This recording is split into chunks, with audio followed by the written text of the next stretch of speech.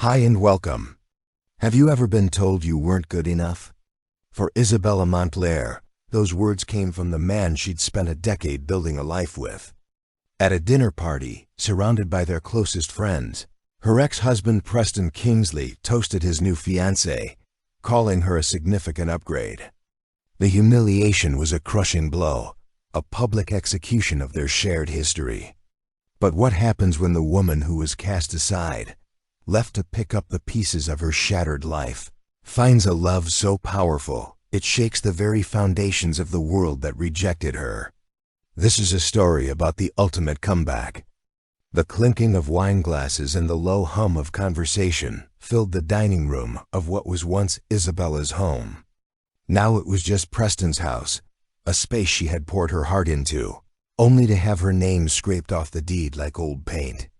She watched as Preston, her husband of 10 years and ex for a mere 6 months, held caught at the head of the table. His new fiancée, Aurora, a woman who seemed to have been sculpted from sunlight and ambition, sat beside him, her laughter a little too loud, her hand always finding its way to Preston's arm. Isabella had hesitated when the invitation arrived. A crisp, cream-colored card that felt more like a summons than a friendly gesture. A small get-together, Preston had said over the phone, his voice smooth and persuasive. It's time we all moved on, Isa, for the sake of our friends. Their friends? The thought was a bitter pill. They had been her friends too, but in the divorce they had been divided like assets. And Preston, with his easy charm and deep pockets, had claimed the lion's share. She smoothed down her simple black dress, a stark contrast to Aurora's glittering gold number. Isabella had chosen it deliberately, a quiet statement of mourning for a life that had been unceremoniously dismantled. She had spent a decade supporting Preston's burgeoning career as an architect, sacrificing her own artistic ambitions to manage their home, host his clients, and be the perfect, unassuming wife. She had been the foundation, and he had built his empire on top of her. To new beginnings, Preston announced, raising his glass. His eyes swept the table, a dozen familiar faces smiling back at him. They landed on Isabella for a fraction of a second, a flicker of something unreadable in their depths before moving on to Aurora. And to my incredible fiancée, Aurora pined, her diamond ring catching the light and scattering it across the room. It was a gaudy thing, a rock that screamed of new money and a desperate need for validation. Isabella's own ring, now tucked away in a box at the bottom of her closet, had been a delicate vintage piece, a testament to a love that had once felt timeless. I know the past year has been complicated, Preston continued, his voice taking on a confessional tone that made Isabella's stomach clench.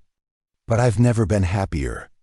Aurora has brought a light into my life that I didn't even realize was missing.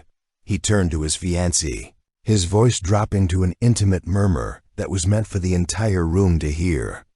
She's a significant upgrade. The words hung in the air, thick and suffocating. A few nervous coughs broke the silence. Someone dropped a fork. Isabella felt the blood drain from her face, the room tilting on its axis. An upgrade. The word was a slap, a public declaration of her inadequacy. It wasn't enough that he had left her, that he had replaced her so quickly. He had to diminish her, to reduce their decade together to a mere stepping stone on his path to something better.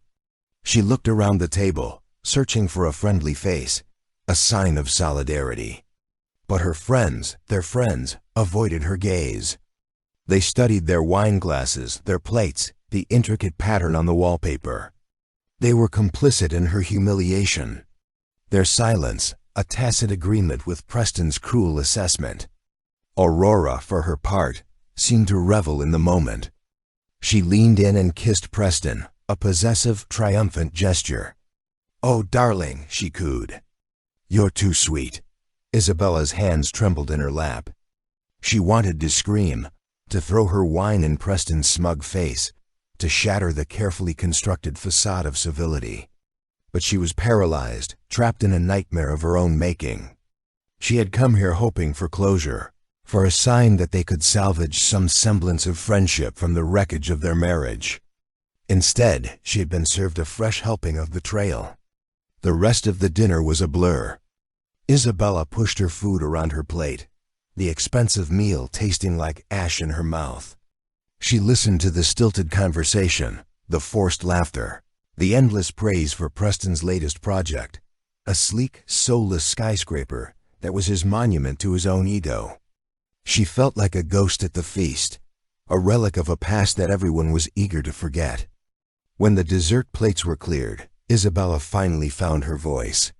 "I should go," she said, her words barely a whisper. Preston looked up, a flicker of surprise in his eyes.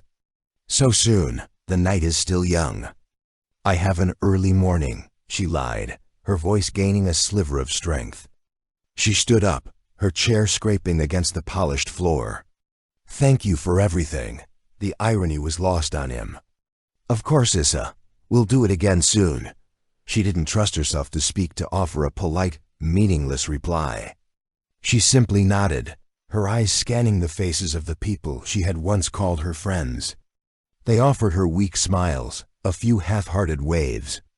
They had chosen their side, and it wasn't hers. As she walked out of the house, the cool night air was a welcome relief. She didn't look back. She didn't want to see the warm glow of the dining room, the life that was no longer hers. She got into her modest car, a world away from the luxury vehicles that lined the driveway, and drove away. The tears she had been holding back finally streaming down her face. An upgrade. The word echoed in her mind, a cruel, relentless mantra. She had given Preston the best years of her life, and he had dismissed her as if she were an old phone, a piece of outdated technology. She had been a fool to think he was capable of empathy, of kindness. He was a man who only understood value in terms of what it could do for him, and she, it seemed, had outlived her usefulness. But as she drove through the darkened streets, a new feeling began to smolder beneath the pain and humiliation. It was a slow-burning anger, a spark of defiance in the face of his cruelty. He had called her a downgrade. He had written her off, but she was not broken. She was a woman who had been underestimated, and she would be damned if she let him have the last word. The night was dark, but for the first time in a long time, Isabella saw a glimmer of light on the horizon. It was the dawn of a new day, and she would face it on her own terms. The smell of turpentine and linseed oil was Isabella's sanctuary. It was the scent of creation, of new beginnings, of a life she was slowly, painstakingly building for herself. Her art gallery, a small, unassuming space in a less fashionable part of the city, was her declaration of independence. It was a world away from the sterile minimalist aesthetic of the home she had shared with Preston, a place where every object had been chosen for its status rather than its soul. The gallery was a beautiful mess, a chaotic symphony of color and light. Canvases leaned against the walls, sculptures dotted the floor, and sketches were pinned to a large corkboard, a visual diary of her artistic journey. It was a space that was unapologetically hers, a reflection of the woman she was becoming, not the one she had been. In the weeks following the disastrous dinner party, Isabella had thrown herself into her work with a feverish intensity. The gallery, which had once been a side project, a hobby that Preston had indulgently tolerated, was now her lifeline. It was the one place where she felt whole, where her worth wasn't measured by her proximity to her powerful man. The upgrade comment had been a turning point. It had severed the last frayed thread of her connection to her old life. She had stopped answering calls from their mutual friends, their belated, half-hearted apologies ringing hollow in her ears. She had changed her number, deleted her social media accounts, and effectively erased herself from the world she had once inhabited. It was a painful, lonely process, but a necessary one. She was amputating a part of herself to save the rest. Her days were long and solitary. She would arrive at the gallery at dawn, the city still slumbering, and work until her hands ached, and her mind was blessedly empty. She painted with a raw, visceral energy, channeling her pain, her anger, her grief onto the canvas. Her art, which had once been delicate and restrained, was now bold and confrontational. She painted jagged landscapes, fractured portraits, and abstract explosions of color. Each brushstroke was a reclamation of her own narrative, a rewriting of the story that Preston had tried to impose on her. One afternoon, as she was wrestling with a particularly challenging piece, a large canvas that was a maelstrom of angry reds and deep bruised purples, the bell above the door chimed. Isabella, lost in her work, didn't look up. "We're not officially open," she said, her voice raspy with concentration. "I'm not a customer," a deep, calm voice replied. Isabella turned, a flicker of annoyance in her eyes. A man stood in the doorway, his silhouette framed by the bright afternoon sun. He was tall and impeccably dressed in a dark suit that seemed out of place in her bohemian sanctuary. He had silver hair at his temples and eyes that were a startling shade of blue, the color of a winter sky. "Can I help you?" she asked, her tone clipped. She was in no mood for visitors, for interruptions.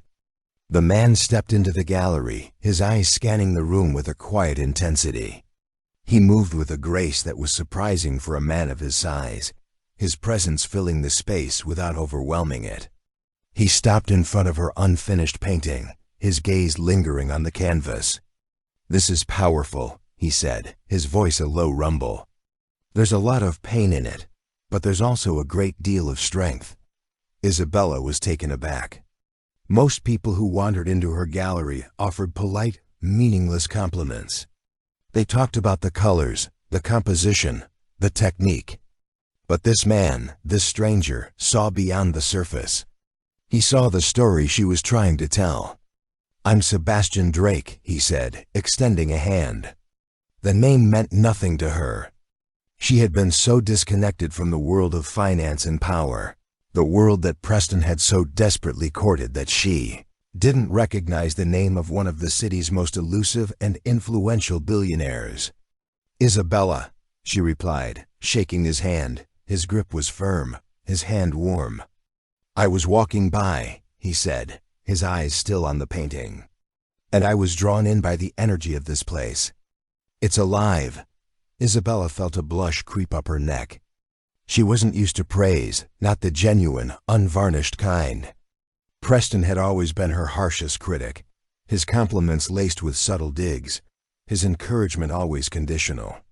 "I'm still finding my voice," she said, a note of defensiveness in her tone. "It seems to me you've already found it," Sebastian replied, his gaze finally meeting hers. "You just need to trust it." There was a sincerity in his eyes that was disarming. He wasn't trying to impress her, to flatter her, to get something from her. He was simply seeing her. And for the first time in a long time, Isabella felt seen. They spent the next hour talking. He asked her about her work, her inspiration, her process. He listened with an attentiveness that was both unnerving and deeply flattering. He didn't talk about himself, about his business, about his wealth. He was a man who was comfortable in his own skin, who didn't need to broadcast his importance to the world. When he finally left, he bought one of her smaller paintings, a quiet, contemplative piece that was a stark contrast to the raw emotion of her larger works. He paid in cash, a crisp stack of bills that was more than she had made in the past month. "I have a feeling this is just the beginning for you, Isabella," he said as he stood in the doorway. "I look forward to seeing what you do next." And then he was gone, leaving Isabella in a state of stunned silence. She looked at the empty space where he had stood, a strange mix of emotions swirling within her. She was intrigued, flattered, and a little bit frightened. Sebastian Drake was a man who was used to getting what he wanted, and she couldn't shake the feeling that he wanted something from her. But as she turned back to her painting, the angry reds and bruised purples no longer seemed so overwhelming. There was a new color on her palette, a sliver of hope, a shade of blue that was the color of a winter sky. The gallery was still her sanctuary, but for the first time in a long time, she didn't feel so alone in it. The scars were still there, but they were beginning to look like the start of something beautiful. Sebastian Drake became a regular visitor to the gallery.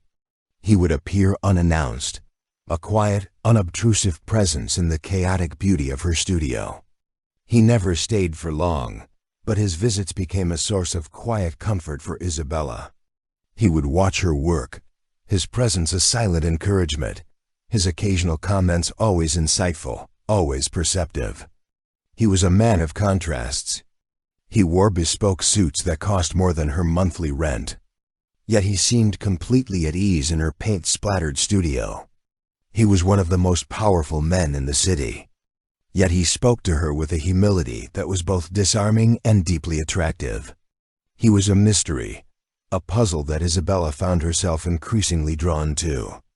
One rainy afternoon, he arrived with 2 cups of coffee and a box of pastries from a small artisanal bakery that Isabella had always wanted to try but could never afford. "I thought you might need a break," he said, his smile crinkling the corners of his eyes. Isabella, who had been wrestling with a particularly stubborn canvas, felt a wave of gratitude wash over her. It was a small gesture, but it was a thoughtful one. Preston had never brought her coffee. He had expected it to be waiting for him, hot and black, just the way he liked it. They sat on a pair of rickety stools, the rain drumming a gentle rhythm on the skylight above them. For the first time, Sebastian spoke about himself. He told her about his childhood, a modest upbringing in a working-class neighborhood, a world away from the rarefied air he now inhabited. He spoke of his love for art, a passion he had inherited from his mother, a talented amateur painter who had always dreamed of opening her own gallery. "She would have loved this place," he said, his voice tinged with a sadness that he couldn't quite conceal. "She would have loved what you're doing here." Isabella felt a lump form in her throat. She had spent so many years trying to be the woman Preston wanted her to be that she had forgotten what it was like to be appreciated for who she was. Sebastian saw her, the real her, the woman who was messy and complicated and still figuring things out. "Why me, Sebastian?" she asked, her voice barely a whisper. "Why are you being so kind to me?" He looked at her, his blue eyes searching her face. "Because you're a remarkable woman, Isabella. You're talented. You're resilient. And you have a fire in you that most people can only dream of. I'm not being kind. I'm just paying attention." His words were a balm to her wounded soul. They were the validation she had craved for so long, the reassurance that she was not the downgrade Preston had made her out to be. She was a woman of value, a woman of substance, a woman who was worthy of respect. As the weeks turned into months, their friendship deepened. He would take her to dinner at quiet, out-of-the-way restaurants where they could talk for hours without interruption. He introduced her to a world she had only ever read about, a world of art auctions and charity galas and private viewings. But he did it with a quiet grace, a sensitivity that made her feel like a cherished guest, not a charity case. He never once mentioned Preston. He never asked about her past, about the life she had left behind. He seemed to understand that she was a woman who was looking forward, not back. He was giving her the space to heal, the time to rediscover herself, the freedom to become the woman she was always meant to be. One evening he took her to a gala at the city's most prestigious museum. It was a glittering affair, a sea of tuxedos and designer gowns. Isabella, in a simple but elegant dress that Sebastian had insisted on buying for her, felt a flicker of her old insecurity. This was Preston's world, the world she had never quite felt a part of. But as she walked into the grand ballroom on Sebastian's arm, she felt a new sense of confidence. She was not here as an accessory, a plus one. She was here as a guest of honor, a woman who was valued for her own merits. They were greeted by a throng of people, all vying for a moment of Sebastian's attention. He handled them with his usual grace, his charm effortless and genuine. He introduced Isabella to everyone, not as his date, but as his friend, a talented artist with a bright future. Later that evening, as they stood on a balcony overlooking the city, the lights twinkling below them like a carpet of stars, Sebastian turned to her, a serious expression on his face. "I know this is all new to you, Isabella," he said, his voice low. "And I know you're still healing, but I have to be honest with you. I'm not just being your friend." Isabella's heart skipped a beat. She had known, of course, that there was more to their relationship than just friendship. She had seen it in the way he looked at her, in the way he touched her, in the way he always seemed to know what she needed before she did. "I'm falling in love with you, Isabella," he said, his voice thick with emotion. "I've been falling in love with you since the moment I walked into your gallery." Isabella was speechless. She had never imagined that she would find love again, not after the devastation of her divorce. She had built a fortress around her heart, a wall of pain and distrust. But Sebastian, with his quiet patience and his unwavering belief in her, had found a way to breach her defenses. I don't know what to say," she stammered, her voice trembling. "You don't have to say anything," he said, his hand gently cupping her face. "Just let me show you what it's like to be loved by a man who sees you, all of you, and thinks you're perfect." He leaned in and kissed her, a gentle, tentative kiss that was full of promise, of hope, of a future she had never dared to dream of. In that moment, standing on a balcony overlooking a city that had once been the backdrop to her greatest heartbreak, Isabella felt a sense of peace settle over her. She was no longer a woman defined by her past, by the man who had discarded her. She was a woman who was loved, a woman who was cherished, a woman who was finally truly free. The architect of her old life had tried to tear her down, but she had found a new one, a man who wanted to build a future with her, a future that was as bright and as boundless as the city lights that stretched out before them. Life with Sebastian was a whirlwind. Isabella was swept up in a world of private jets, lavish parties, and breathtaking displays of affection. But beneath the glittering surface, she discovered a man of surprising depth and complexity. Sebastian was not just a billionaire.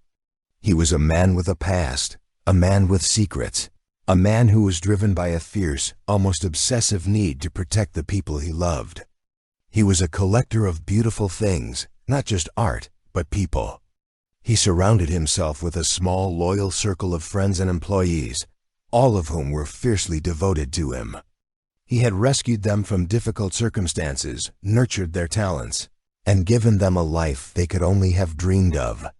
He was a benevolent puppet master, pulling the strings of their lives with a gentle but firm hand. Isabella, at first, was weary. She had just escaped a relationship where she had been controlled and manipulated, and she was terrified of falling into the same trap. But Sebastian was different. He didn't want to change her. He wanted to empower her.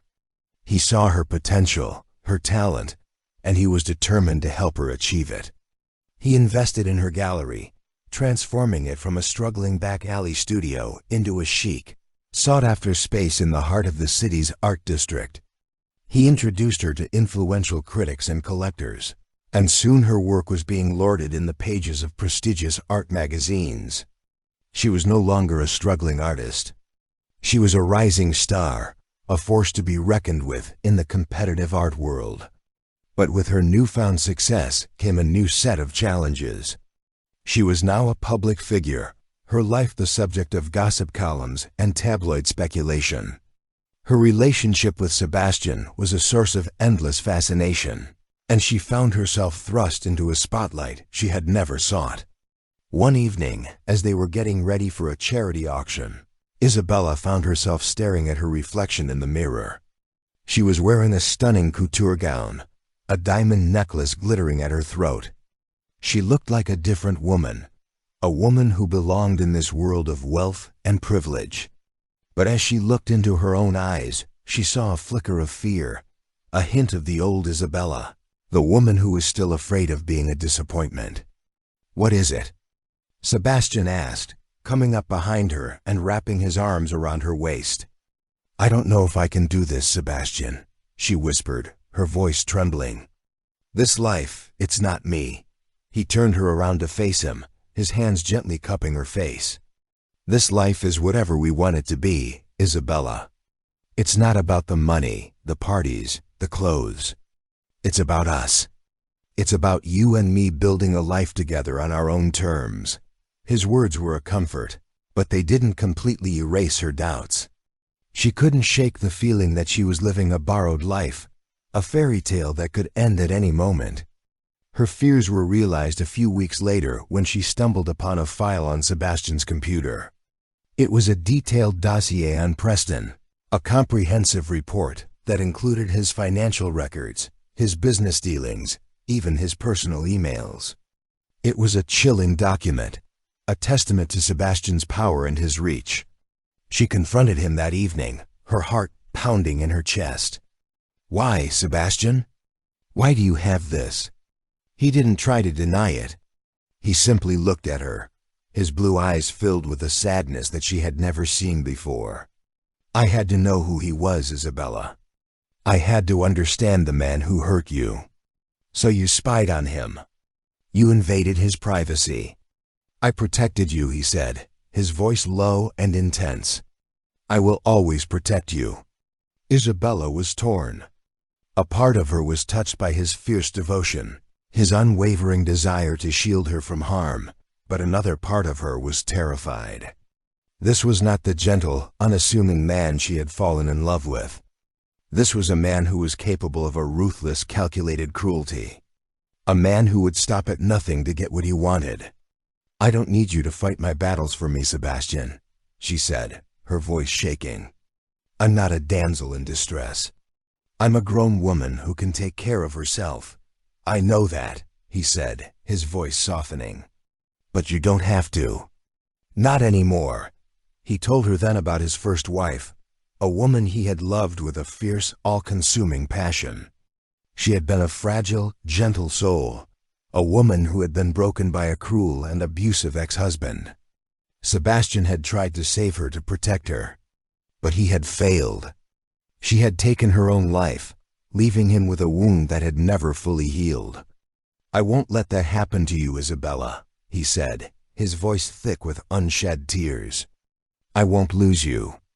In that moment, Isabella understood his obsession with protecting her, his need to control every aspect of their lives. It wasn't about power.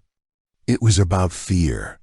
He was a man who had been haunted by his past, a man who was terrified of history repeating itself. She went to him, then her anger replaced by a deep, aching compassion. She wrapped her arms around him, holding him close as he trembled in her embrace. He was not a monster. He was a man who had been wounded, a man who loved her with a fierce, desperate intensity. You won't lose me, Sebastian, she whispered, her lips against his hair. I'm not her. I'm not fragile. I'm a survivor. It was a turning point in their relationship. The secrets were out. The masks were off. They were two broken people who had found each other in the wreckage of their pasts. Their love was not a fairy tale. It was a messy, complicated, beautiful reality. She still had her fears, her doubts, but she also had a man who loved her, a man who would move heaven and earth to keep her safe. It was a daunting, terrifying, and exhilarating prospect. She was no longer just a woman who had been upgraded. She was a woman who had been chosen, a woman who was loved, a woman who was finally truly home. The billionaire's gambit had paid off. But the game was far from over. Preston watched from across the crowded restaurant as Isabella laughed, her head thrown back, her eyes sparkling. She was with Sebastian Drake, the billionaire who had become the city's latest obsession. They were the golden couple. Their every move chronicled in the society pages. And Isabella, she was radiant. She was a woman he barely recognized, a woman who had shed the skin of the quiet, unassuming wife he had known, and emerged as a confident, captivating creature. A bitter, unfamiliar emotion coiled in his gut. It was jealousy, a feeling he hadn't experienced since he was a teenager, vying for the attention of the prettiest girl in school. He had always been the one who was admired, the one who was envied. He had never been the one on the outside looking in. He took a sip of his wine, the expensive vintage tasting sour on his tongue. He was here with Aurora, his fiancée, the upgrade he had so proudly flaunted to the world. But the shine had worn off his new prize. Aurora was beautiful, ambitious, and utterly exhausting. She was a woman who was always performing, always seeking validation, always demanding more. She was a black hole of need. And he was tired of being her son. He had thought that leaving Isabella was the answer, that a new woman, a new life, would bring him the happiness he had always craved. But he had been wrong. He had traded a quiet, comfortable love for a passionate, volatile one, and he was beginning to realize that he had made a terrible mistake. He missed Isabella. He missed her quiet strength, her gentle humor, her unwavering belief in him. He missed the easy intimacy they had shared, the comfortable silences, the feeling of being truly known. He had taken her for granted, and now, as he watched her with another man, he was consumed by a regret so profound it was a physical ache. "What are you staring at?" Aurora's sharp voice cut through his thoughts. "Nothing," he lied, turning his attention back to her, but she had seen the direction of his gaze. "Oh, it's her," she said, her voice dripping with disdain. "The little artist. I can't believe she's with him. What does a man like Sebastian Drake see in a woman like that?" The words were meant to be a comfort, a reaffirmation of his choice, but they had the opposite effect. They ignited a spark of anger in him, a protective instinct he hadn't realized he still possessed. "She's a talented woman, Aurora," he said, his voice tight. "And she's a good person." Aurora scoffed. "She's a nobody. He'll get tired of her soon enough." But Preston wasn't so sure. He had seen the way Sebastian looked at Isabella, the genuine affection and respect in his eyes. It was the way he used to look at her a lifetime ago. The encounter at the restaurant was a catalyst. Preston found himself thinking about Isabella constantly. He would drive by her gallery, a pang of something he couldn't quite name twisting in his chest. He would scroll through the articles about her, a mix of pride and envy wearing within him. He had created this woman, he told himself. He had been the one to encourage her art, to give her the space to create. But he knew deep down that it was a lie. He had tolerated her art. He had never truly supported it. He had seen it as a hobby, a distraction, not the fierce, burning passion it had become. He started calling her, leaving rambling, drunken messages on her voicemail. He told her he missed her, that he had made a mistake, that he wanted her back. He was a man unraveling, his carefully constructed world crumbling around him. Isabella never responded. She had moved on, and he was a ghost from a life she had no desire to revisit. His relationship with Aurora deteriorated. They fought constantly, their arguments escalating into screaming matches that left them both exhausted and empty. She accused him of being obsessed with his ex-wife, and he couldn't deny it. He was a man haunted by the past, by the choices he had made, by the woman he had so carelessly thrown away. One night, in a fit of desperation, he went to Isabella's gallery. It was late, the lights were off, but he could see her inside, a solitary figure moving through the shadows. He knocked on the door, his heart pounding in his chest. She opened it, a flicker of surprise in her eyes, quickly replaced by a cool, guarded expression. "What do you want, Preston?" I wanted to talk," he stammered, his carefully rehearsed speech deserting him. "We have nothing to talk about," she said, her voice flat. "Please, Isabella," he begged, his pride a distant memory. "Just 5 minutes." She hesitated, then sighed and stepped aside, letting him in.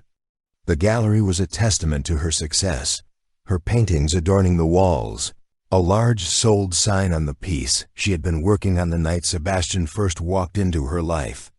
"You've done well for yourself," he said, his voice filled with a genuine admiration that was long overdue.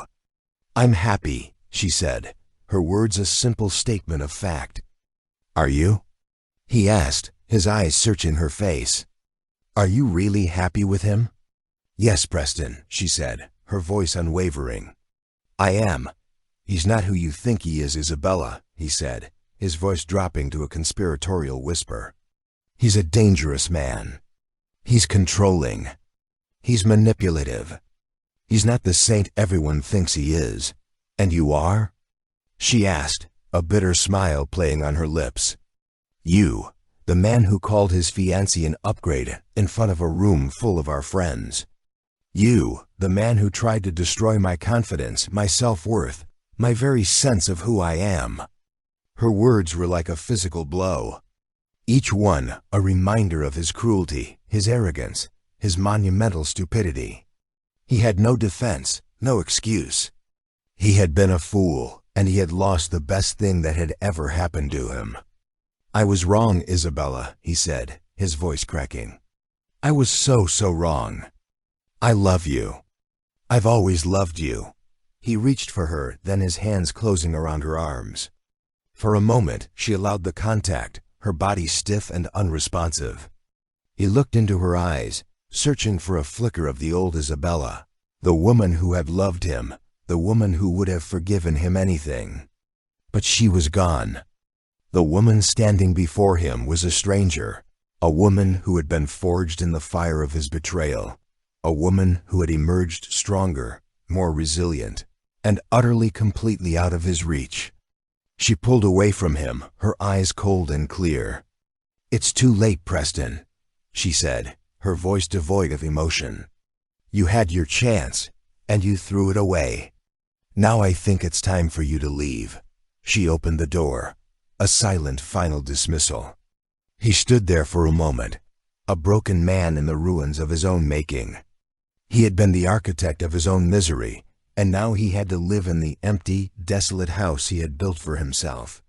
He was the ghost, and she was the one who had come back to life. The engagement announcement was a quiet affair, a simple, elegant card that was sent to a select group of friends and family. But in the age of social media, quiet affairs have a way of becoming global news. Within hours, the story was everywhere, a headline that screamed from the screens of phones and tablets around the world. Billionaire Sebastian Drake to wed artist Isabella Montclair. The news sent shockwaves through the city's elite, the same circle of people who had witnessed Isabella's public humiliation just a few short months ago. The woman they had dismissed as a downgrade, a cast-off, a nobody, was now on the arm of one of the world's most powerful men. It was a Cinderella story, a fairy tale, a delicious, irresistible piece of gossip. For Isabella, the reaction was a strange mix of vindication and unease. She had never sought revenge, but she couldn't deny the quiet satisfaction she felt at the thought of her old friends, the ones who had so eagerly sided with Preston, now choking on their morning coffee as they read the news. But the attention was also overwhelming. She was no longer just an artist. She was a public figure. Her life a commodity to be consumed by a ravenous public.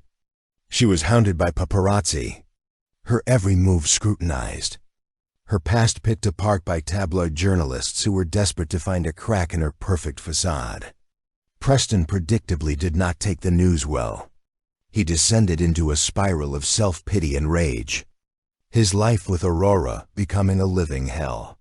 They fought constantly, their arguments fueled by his obsession with Isabella and her jealousy of the woman she had so smugly replaced. The engagement was the final nail in the coffin of their toxic relationship. Aurora left him, taking with her the Gorda diamond ring and a sizable chunk of his fortune. Preston was alone, a king in an empty castle, his kingdom crumbling around him. He had lost his wife, his fiancée, and the respect of his peers. He was a man who had built his life on a foundation of arrogance and deceit. And now the walls were caving in. He tried to reach out to Isabella to warn her, to save her from the man he was convinced was a monster. He sent her desperate, rambling emails filled with accusations against Sebastian, with evidence he had scraped. together from the dark corners of the internet. He painted a picture of a ruthless, manipulative man who would stop at nothing to get what he wanted. Isabella read the emails, a knot of fear tightening in her stomach. A part of her, the old, insecure Isabella, was tempted to believe him. She had seen glimpses of Sebastian's dark side, his capacity for a cold, calculated ruthlessness, but she had also seen his kindness, his generosity, his unwavering love for her. She confronted Sebastian, the emails printed out in her trembling hands.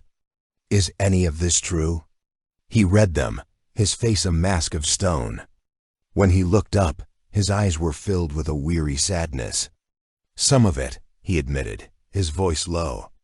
"I've done things I'm not proud of, Isabella. I've made enemies. I've had to be ruthless to survive in the world I inhabit." He told her then about the darker side of his business, the corporate takeovers, the political maneuvering, the battles he had fought and won. He didn't make excuses.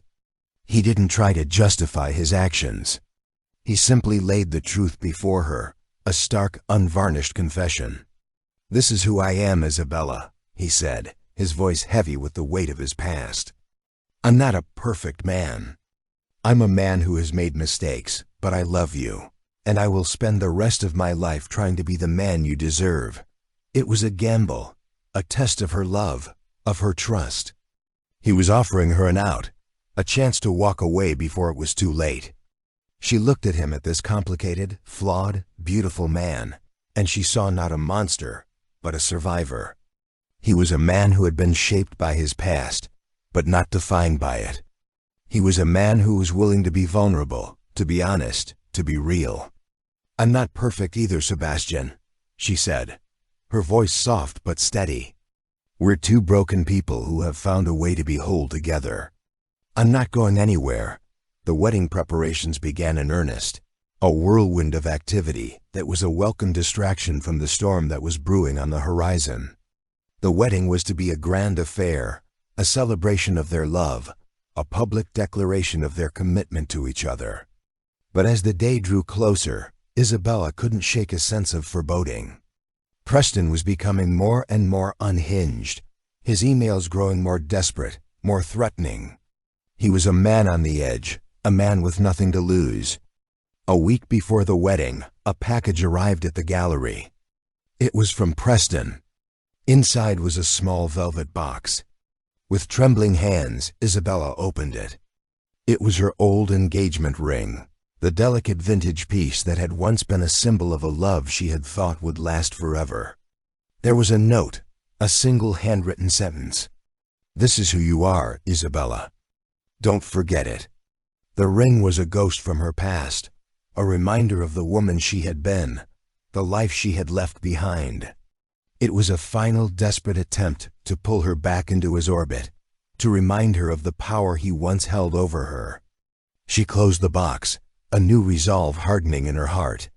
He was right. The ring was a part of her story, a part of who she was. But it was not the end of her story. It was a scar, a reminder of a wound that had healed, a battle she had won. She would not be a victim of her past. She would not be defined by the man who had tried to break her. She was a woman who was in control of her own narrative, a woman who was about to write her own happy ending. The unveiling was not just about her new life with Sebastian. It was about the unveiling of the woman she had become, a woman who was strong, resilient, and finally truly free. The wedding day dawned bright and clear, a perfect summer day that seemed to mock the storm that was brewing in Isabella's heart. The ceremony was to be held at Sebastian's sprawling estate, a magnificent property that overlooked the ocean. The guest list was a who's who of the city's elite, a sea of familiar faces that now looked at her with a mixture of awe and envy. Isabella stood in front of the mirror, a vision in a simple but exquisitely designed gown. Her hair was swept up in an elegant chignon, a string of pearls, a gift from Sebastian gracing her neck. She looked like a bride, a woman on the cusp of a new and exciting chapter in her life. But beneath the calm exterior, her nerves were frayed, her mind a whirlwind of doubt and fear. Preston had been silent for the past week, a silence that was more unnerving than his desperate emails. She couldn't shake the feeling that he was planning something, that he would not let her go without a final dramatic confrontation. Her fears were confirmed when, just as she was about to walk down the aisle, one of Sebastian's security guards approached her, a grim expression on his face. "Ma'am, there's a situation." Preston had managed to get past the security, a feat that was both impressive and terrifying. He was on the grounds demanding to see her. Sebastian, who had been waiting for her at the altar, was by her side in an instant, his face a thunderous mask of rage. "I'll handle this." "No," Isabella said, her voice surprisingly calm. "I will." This was her battle to fight, her demon to exercise. She could not start her new life with Sebastian until she had closed the door on her old one once and for all. She found Preston by the cliffs, the ocean churning below them. He was a shadow of the man he had once been, his expensive suit rumpled, his eyes wild with a desperate, unhinged energy. "You can't do this, Isabella," he said, his voice cracking. "You can't marry him." "It's over, Preston," she said, her voice firm. "You have to let me go." "I can't," he whispered, his eyes filling with tears. "I love you." "No, you don't," she said, her voice softening with a pity that surprised her. "You don't love me. You love the idea of me. You love the life we had, the woman you thought I was, but you never saw me, Preston. Not the real me." She took the velvet box from her pocket, the one containing her old engagement ring. She opened it and held it out to him. "This is a symbol of a promise you broke, a love you threw away. It's a part of my past, but it's not my future." She turned the box over and the ring fell, a tiny glittering object that was quickly swallowed by the vastness of the ocean. It was a symbolic gesture, a final definitive act of letting go. Preston watched it fall, a look of utter devastation on his face. He had lost. He had finally truly lost. He sank to his knees, his body racked with sobs, a broken man on the edge of a cliff. Isabella stood there for a moment, a wave of sadness washing over her. He was a man who had been undone by his own ego, his own cruelty. He was a victim of his own making. She turned and walked away, not looking back. She walked back to the wedding, to the man who was waiting for her, to the future that was hers for the taking. As she walked down the aisle, a sense of peace settled over her. The ghost of her past had been laid to rest. The storm had passed. She reached the altar and took Sebastian's hand, his grip firm and reassuring. He looked at her, his blue eyes filled with a love so profound it took her breath away. "Are you ready?" he whispered. "Yes," she said, her voice clear and strong. "I am." The ceremony was beautiful. The vows they exchanged a testament to a love that had been forged in the fires of adversity. They were two imperfect people who had found a perfect love, a love that was built on a foundation of trust, honesty, and a deep abiding respect. As they were pronounced husband and wife, a cheer went up from the crowd. Isabella looked out at the faces of her friends, her family, the people who had stood by her, who had believed in her, who had celebrated her triumphs and mourned her losses. Her redemption had not come from marrying a billionaire. It had not come from the lavish parties, the designer clothes, the adulation of the public. It had come from within. It had come from the moment she had decided to take back her own narrative, to rewrite her own story. It had come from the moment she had walked into her gallery, picked up a paintbrush, and started to create a life that was unapologetically hers. She was not an upgrade. She was not a downgrade. She was Isabella Montclair, an artist, a wife, a survivor, and she was finally truly happy. The sun was setting on the horizon, painting the sky in shades of orange and pink. A beautiful, breathtaking end to a perfect day. It was not a fairy tale ending. It was a real one, a messy, complicated, beautiful one, and it was all hers. Isabella's story is a powerful reminder that our worth is not determined by the opinions of others. It's a journey of rediscovering your strength when you've been made to feel small. And that true love is about being seen for who you truly are. Her happy ending wasn't about the money or the status. It was about finding her own power. If this story of betrayal, resilience, and ultimate triumph resonated with you, please give this video a thumbs up and share it with someone who might need to hear it. Don't forget to subscribe and hit the notification bell so you don't miss our next story. What part of Isabella's journey moved you the most? Let us know in the comments below.